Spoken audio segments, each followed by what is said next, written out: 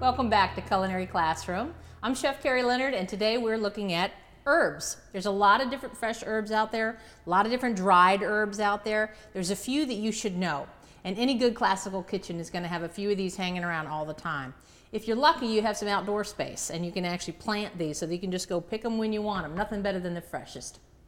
Okay, let's take a look at what some of these are. Let's start up here with mint. I bet you guys recognize this guy. He's got the real dimpled leaves there. If you put it, you can smell it. Oh, it's so good. It's mint, spearmint, and you can use, there's a lot of different kinds of mints out there that you could really use. Freshens up a dish. You don't even think about mint being inside of spring rolls and some really light dishes, so you want to use mint. It's also great for mojitos, make a drink. It's fabulous. Then here we have dill, and this is really feathery looking, and you find this a lot with seafood because it's a really mild herb. Also, this is where dill pickles come from, dill pickles. So this is one of the herbs that we use in that with all the vinegar and the other great pickling spices. So this is dill. This is cilantro, and boy has this gotten popular as Mexican foods and Latin foods really come to popularity. Lots of cilantro. It looks like some of the parsley family though, so make sure you're picking up the right item. The leaf shape is a little bit different for each of the different parsleys, and they taste very, very different.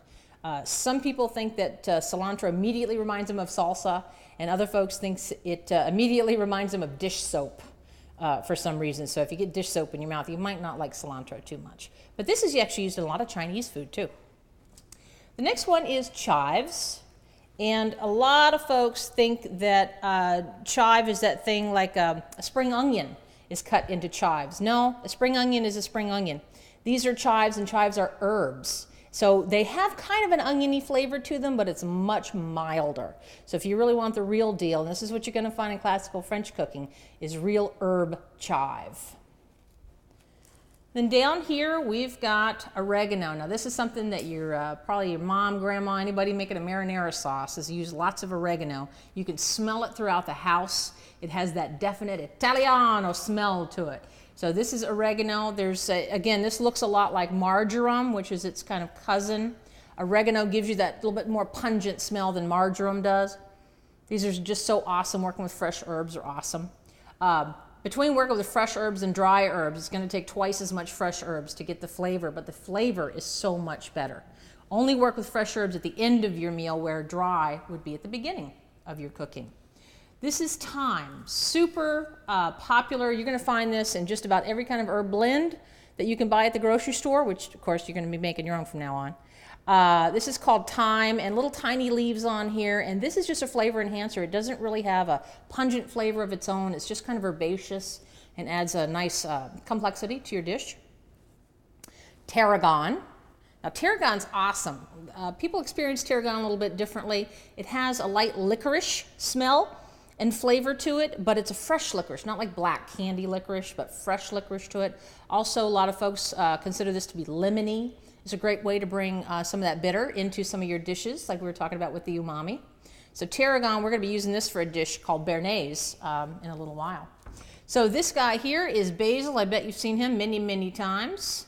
He is, again, super popular again as Italian foods are coming up. Make a nice caprese salad with the mozzarella and the tomato and the basil, a little balsamic drizzle on that. Basil's awesome. Again, basil and mint go really well together. You can put those two together. It smells awesome, and boy does it grow like crazy, so you can definitely have that in your herb garden. And this guy is sage. You might not recognize it by its sight, but you would certainly recognize it by its smell. It smells like Thanksgiving is cooking. This is the main ingredient in poultry seasoning. It's mostly sage, like dried sage or rubbed sage. This is a lamb's ear sage that's just super soft, and you can cut this up, you can mince it up, you can put it in a dish, and all of a sudden it's like mama's in the house. It is so good.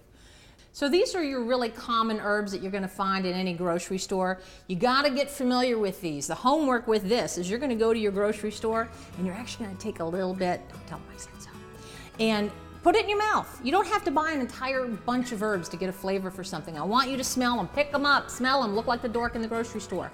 So you start to get a feel for what these are. There you go. On our next episode, we're working on glazes and marinades. I'm Chef Carrie Leonard for Culinary Classroom.